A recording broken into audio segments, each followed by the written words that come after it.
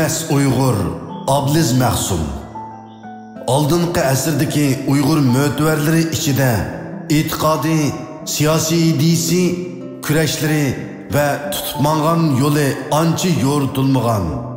Aksicha, obrazi kun seri unutilib ketayotgan bir gigant shaxs bor bo'lib, u dal marhum Abliz Mahsum edi.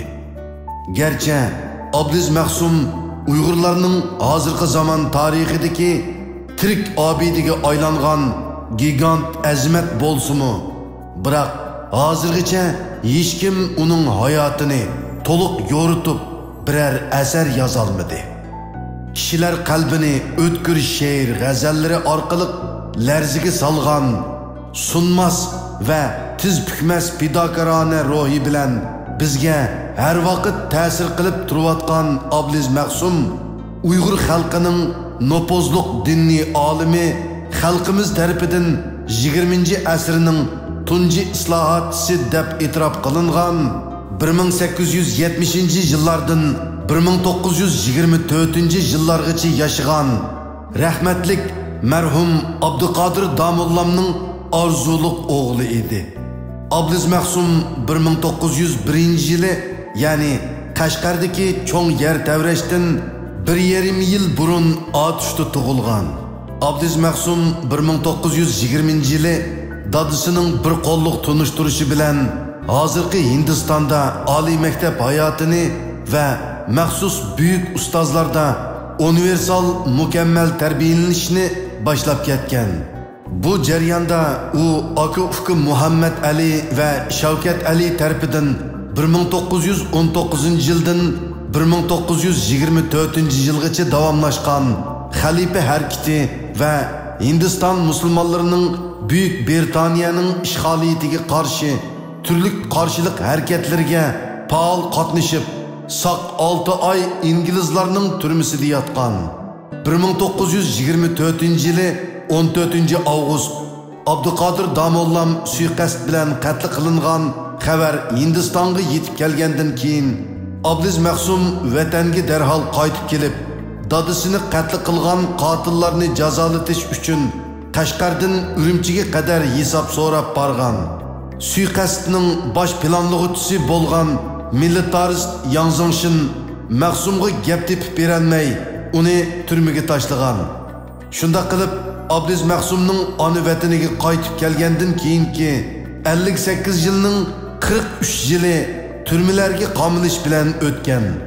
Natijada Abliz Mahsum Uyg'ur hozirgi zaman tarixidagi barliq ishg'oliyatchi kuchlarning hammasining turmisida eng uzun qamalgan kishi bo'lib qolgan. Gerçi vatanga qaytib kelgandan keyingi 58 yillik qimmatli hayotining 43 yili turmada qolgan 15 yilimi chidag'usiz besimlar va turli xirislarga to'shqan bo'lsa-mu, biroq Abliz Mahsum o'zining nishon g'oyasidan, aqida e'tiqodidan, tutib mangan yo'lidan adoqcha voz kechmagandan sirt hech qanday yov bilan qilchi murassa qilmagan va taslim bo'lmagan. 1981-yili kuzda 80 yoshida turmadan qo'yib berilgan va uzun o'tmay dunyodan ayrilgan. Abliz Mahsum 1930-yili yozda G'ulji shahrida bo'lgan bir ommaviy suhbatda Sorundagi jamoatga xitoban Hindilar o'zining milliy ozodligi yo'lida kurash qilib, dushmanning turmisida yotgan. Shu yo'lda dard tortgan inqilobchilarini bekmi qadrlaydi ekan.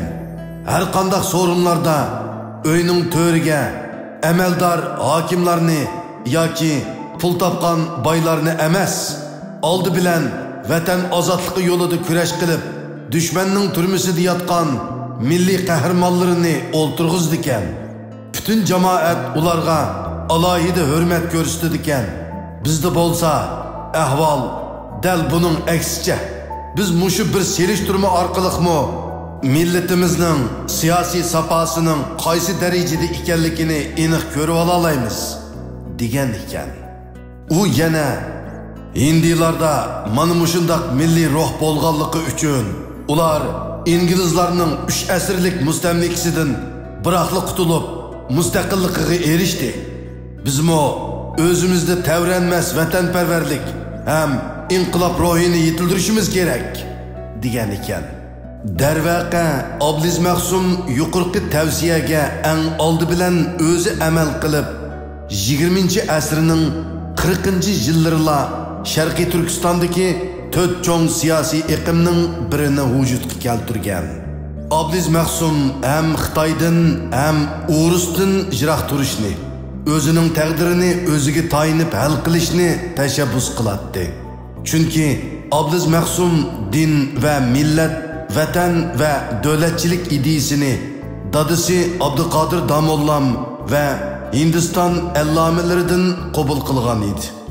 Uning ustiga Abdulaziz Mahsum kuch-quvvatni o'z xalqidan elishni qattiq tashabbus qilib, Xitoy va O'risdan hazar aylash yo'lini tutgan. Abdulaziz Mahsum hamisha o'ng tarafda qora ishit, sol tarafda seriq ishit, oldinga udilmansang nusrat va jannat, orqangga qilchi yansang joying jahannam deydi. Dağdam qadamlar bilan olg'a ilgirlash orqaliqla mustamlikidan qutulg'ili bo'ladiganligi, shu orqali har ikki olamda baxt saodatga erishgili bo'ladiganligi dal aksicha yarmaslik va qo'rqinchoqlik qilib keyniga chekinganda yoki har qanday dushmanga taslim bo'lganda har ikki olamda mangulik hasrat nadomat chekadiganligidan oldin ola ogohlantirganlik edi.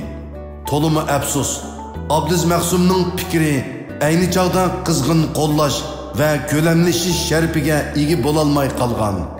Shundaqdimi 70 yildan keyin Uyg'ur xalqi oxiri Abdulaziz Mahsum asos solgan fikrining mustamlikidan uzil-kesil qutulishdiki birdan-bir unumli chora ekanligini e'tirof qilishga majbur bo'lmoqda. Xulos qilganda marhum Abdulaziz Mahsum Uyg'ur hozirgi zamon tarixidagi eng echinishli bir asrining tirik shohidi va eng uzun ziyonkashligiga uchirg'uchi bo'lish sifati bilan Uyg'ur xalqini ayni chog'dagi eng to'g'ri va o'tirhol yo'l orqali yetaklab, chami yetgunicha Uyg'ur xalqi ichida fitna fasod, bo'linish va tafriqchilik paydo bo'lishga qattiq qarshi turgan. Afsus, ayni chog'dagi bir asrlik nodonlikda qoldirilish, yerim asrdek uzluksiz qirg'in qilinish va qattiq xo'rlanish natijasida xalqimizning universal saposi ziyoda tuvanlab, ruhiyati va zehniyati kunseri yemirilib ketgachga Abdulaziz Mahsumning qadrini hayot vaqtida qilolmaganini oz deb, vafotidan keyin ta hozirgacha uning to'liq tarjimonini yezib chiqqani yo'q. Biz dal mushu nuqtada marhum Muhammad Solih Damolla hojimning mushu so'zini ixtiyorsiz aslatishga majbur bo'lamiz. Marhum ayni chog'da yaqinqi 2 asrlik Uyg'ur tarixidagi barliq Uyg'ur mo'tavarlar o'z xalqiga qarzdor. Faqat 5 ulug' zotlar buningdan mustasno. Bu 5 kishiga xalqimiz qarzdor. Bo'libmi ular ichidagi Abduqodir Damollam bilan o'g'li Abdulaziz Mahsumga Uyg'ur xalqining diniy zotlari mangu qarzdor degan edi. Shonashqa hayotida qadr qimmatini bilolmagan bu gigant shaxsning g'oyiviy hurmatini bo'lsa-mu bajo keltirish uchun marhumning tarjimoli to'liq va loyiqida chinlik bilan yezilish kerak. Bu vazifa har bir Uyg'ur o'g'li uchun zo'r sharafdir.